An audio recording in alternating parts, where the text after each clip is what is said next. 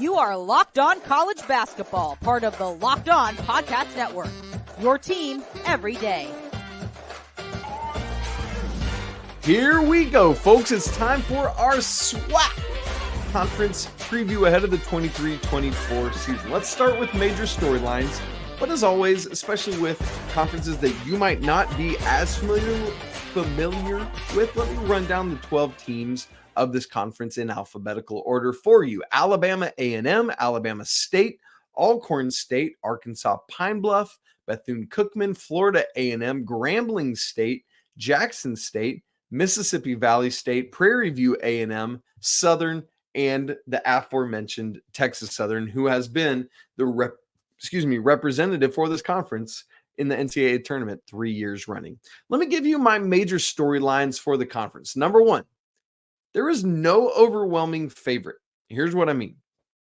The SWAC has already had all its preseason poll voting and preseason accolades. There are 12 teams in this conference I just named for you. 8 of them received at least one first place vote in the preseason poll. Again, no overwhelming favorites. Those stats back it up. And by the way, that's not just voted on by randos or the media. It's voted on by the head coaches and the SIDs, sports information directors of this conference. There were 23 total votes. I don't know what happened to the 24th, but there you go. It's spread out all sorts of ways. Now, Texas Southern got the highest majority. They got 10, but that didn't even reach halfway. 10 of 23 votes. So there's not an overwhelming majority for them. Grambling State, Jackson State, Alcorn State, they all received multiple votes. Southern, Prairie View, Alabama A&M, and Arkansas Pine Bluff all received at least one. And listen, Arkansas Pine Bluff ended up 10th in the preseason poll, and here they are getting a first place vote.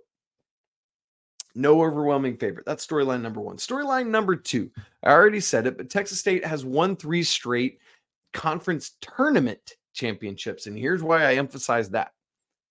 They have not won the regular season championship since 2016-17. So Texas State has done this 3 in a row despite having not won the regular season. Oh, and by the way, they've won 5 of the last 6 conference tournament championships and 7 of the last 9. So they've been representing the SWAC in the NCAA tournament for a lot. And last year, when they went to the NCAA tournament, they won the conference tournament as an 8 seed. I know there's 12 teams, but only 8 of them get in. So the lowest seed in the conference tournament wins last year. That's Texas Southern. So storyline number 3, while Texas State has been the one, I said Texas State, I mean Texas Southern. Have I been saying Texas State? Texas Southern. I am so terribly sorry. It's Alcorn State that has won the last 2 regular seasons, while Prairie View had won the 3 in a row before that. Not Texas Southern. It's Alcorn State and Prairie View that have been doing it throughout the season. So the question this year, can either of those teams that have been winning these regular season championships do it? Can they take home the conference tournament championship? Well, Alcorn State is 3rd in the preseason poll, and Prairie View A&M is 6th. So not out of the realm of possibility, but not the most likely scenario. Number 4 in our key storylines, there is a lot of new talent in the pipeline of the SWAC because they have lost a lot. Out of last year's first team, those 5 dudes, all gone. Out of the second team, 3 of those 5 dudes are gone. Only returned 2 of the 10 players that were on last year's first or second team. So some new dudes are going to have to step up in a major way for the SWAC conference this year. Here's the problem with that, which is major storyline number 5. And again, we already had some sad news on today's show. This is some more. But Deshaun Ruffin from Jackson State, transferred in from Ole Miss, is out for the year with an ACL tear, torn ACL, and you just absolutely hate it. You hate it for anyone, but this dude transfers in from Ole Miss, a former McDonald's All-American, would have been on my first team, all conference otherwise, with Jackson State right at the top of the conference. In fact, I was planning to push him as my player of the year for the conference. Man, I hate this news. I hate it when stuff like this happens. So here's the thing, though. You hate to go ahead and think next man up because you want to grieve that, but Chase Adams slides right back in to that role. Why do I say right back in? Because Jackson State is already getting all 5 of its starters back. It's just that Ruffin was going to come in and supplant one of them, most likely Adams. But now Adams just slides back into his role, and boom, all your starters are your starters again for Jackson State. So we'll talk about what that looks like. In terms of last year, it was Alcorn State and Grambling State tied for the regular season. Again, 3 games ahead of Jackson State for the conference championship. It was Texas Southern that won the tournament, and they got bounced by FDU in the first 4 last year. Poor Texas, Texas Southern, but the whole conference. They're projected 30th as a conference at KenPom this year. They have finished. Here's why that could be a big deal, though. The SWAC has finished last or next to last among conferences every year at KenPom ratings, which started in 98, 99. So finishing 30th instead of 31st or 32nd would be massive for the SWAC. So we'll keep our eyes on that. How does SWAC do as a conference this year? Part of the reason that's going to be difficult is Texas Southern is the highest rated team at KenPom preseason, 206. So no teams in this conference preseason top 200 at KenPom. But the back end, Mississippi Valley State is dead last in the nation. They are preseason 362 at KenPom. And in fact, 8 of these 12 schools are outside the top 300 at KenPom. So if they want to get the conference up to 30th, going to have to rise up from those ashes, and we'll see what can happen for the SWAC. Thankfully, here's some good news. No conference realignment like we have just about everywhere else. Love to see that. And only one coaching change this year. Kevin Johnson, not that Kevin Johnson, comes to Southern. He had been the head coach at Centenary way back in 99 through 2005, but most recently has been an assistant under Ron Hunter at Tulane. And so that's where he comes from. Kevin Johnson taking over at Southern. Well, folks, I initially, as I've already said, had Jackson State winning the SWAC conference, but that was before Ruffin's injury. Do I still have him there, or has another team supplanted Coach Prime's former team? I'll give you that answer coming up in just a second. Right after I let you know that this episode of Locked On College Basketball is brought to you by PrizePicks, which offers weekly promotions which can lead to big payouts for you, like Taco Tuesday. Hello, it's Tuesday. It's Taco Tuesday. On Tuesdays, PrizePicks discounts select player projections up to 25% to provide you even more value in your selections. With the PrizePicks reboot policy, your entries stay in play even if one of your players gets injured. PrizePicks is the only daily fantasy sports platform that has that injury insurance. I love that peace of mind. It's incredible that they offer us that. And seriously, it's so easy to do PrizePicks. Here's all you got to do. You pick 2 or more players across any sport, and you look at the projected stat that you're given for that player. And all you got to do is pick if you think they'll get more or less than that in their upcoming game. So here's an example. NBA kicks off tonight. Austin Reeves of the Lakers. His points are set at 15.5. You choosing more or less? I know what this dude is capable of. I'm smashing the more, and I'm not even looking back. You should too. Go to prizepicks.com/lockedoncollege. Use code LOCKEDONCollege for a first deposit match up to $100. Again, that's prizepicks.com/lockedoncollege and use code LOCKEDONCollege for a first deposit match up to $100. PrizePicks, daily fantasy sports made easy.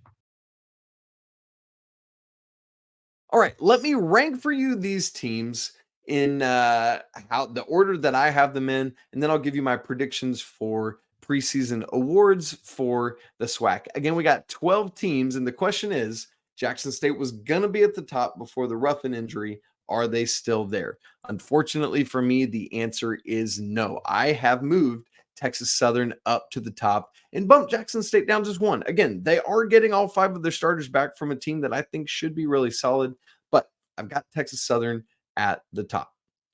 Number 3 coming in is Alcorn State, followed by Grambling State. Honestly, I see those top 4 as like the 4 most capable of winning this thing above others. But number 5, Prairie View A&M, I have them there pretty solidly. 6, Bethune-Cookman. I'm a little bit higher on them than some others, and I'll explain why coming up in a second. 7, Alabama A&M, 8, Southern, 9, Alabama State, 10, Arkansas Pine Bluff, 11, Florida A&M, and then 12. Hate it, but got to do it. Mississippi Valley State rounds out this conference. So there is my ranking, my order of the SWAC conference this year. Would love to hear yours. All right, I want to give you my first team all SWAC predictions ahead of this year. Number 1, I've got Zion Harmon from Bethune-Cookman. Remember, I told you I'd give you some more of that. I just think there's going to be some great things that he will be able to do this year, and I'll say more about that here in just a second. But it's part of why I have Bethune-Cookman so high. Number 2 on the list is TJ Madlock, playing for his dad at Alabama State. He's on the second team for the conference for the official vote. I've got him on the first team. I love what he does. Number 3, Jeremiah Kendall at Alcorn State. Honestly, great contender to potentially be player of the year. Will I pick him? We'll find out. Next on my list, PJ Henry, Texas Southern. This dude can be the straw that stirs Texas Southern's drink this year. I think he had a game with like 41 last year, if I remember correctly. Has been the SWAC conference MVP, I believe, each of the past 2 years in the conference tournament. Great stuff there from PJ Henry. And last on my list, it might be a little bit interesting, but is Chase Adams at Jackson State. Why? He's sliding right in where Ruffin would be. This team is built to be ready to play around a guy that was a former McDonald's All-American that is coming down from the SEC ready to go. So Chase Adams can slide right in, do a lot of the same things, a little bit shorter, but he can make this team go. So I've got him on my first team. So player of the year, which of those 5 guys am I going with? Give me Texas Southern's PJ Henry. No. That's the official pick for the SWAC. I'm actually going with Bethune-Cookman's Zion Harmon. He was last year's freshman of the year, a top 100 recruit out of high school. And the only reason he hasn't been getting as much noise and buzz, in my opinion, is because of Ruffin, who, again, would be right here. He'd be my player of the year. He'd be my transfer of the year. But, man, just that unfortunate injury, he's not. So watch out for Zion Harmon. If not him, I'd go with Jeremiah Kendall from Alcorn State. Newcomer of the year, again, it can't be Deshaun Ruffin, unfortunately, because he's not playing. I'm going to go with Jalen Johnson at Grambling. He's actually coming back to the SWAC. He's like a slingshot guy. No, boomerang guy. That's the word I'm looking for. Was at Milwaukee last year, but Alabama A&M the year before that in 21-22. And in fact, in that 21-22 season was an all-SWAC selection, averaged 16 points, 7.3 rebounds. So I think that Jalen Johnson comes back this year. He's at Grambling and does a phenomenal job there. Coach of the year. I'm going with Mo Williams at Jackson State. This guy loses who he thought was going to be his number 1 player this year. In fact, probably the best player in the conference, most talented. And so my thought is, yes, he gets his other 5 starters back from last year, and not other 5 starters. He gets his 5 starters back from last year. And so, yeah, but when you have this upheaval, like think about whoever you, Johnny Q, college basketball fan, think about losing the guy that's kind of far and away the most talented and best player on your roster, and then you got to reconstruct things. How do you do it? How do you win? Well, because of that, if Mo Williams can finish top 2 or 3 in this conference with Jackson State, I'm going with him for coach of the year. That said, again, he's getting some talent back, but he's still got to coach it, still got to navigate doing life without Ruffin. And then finally, conference champion.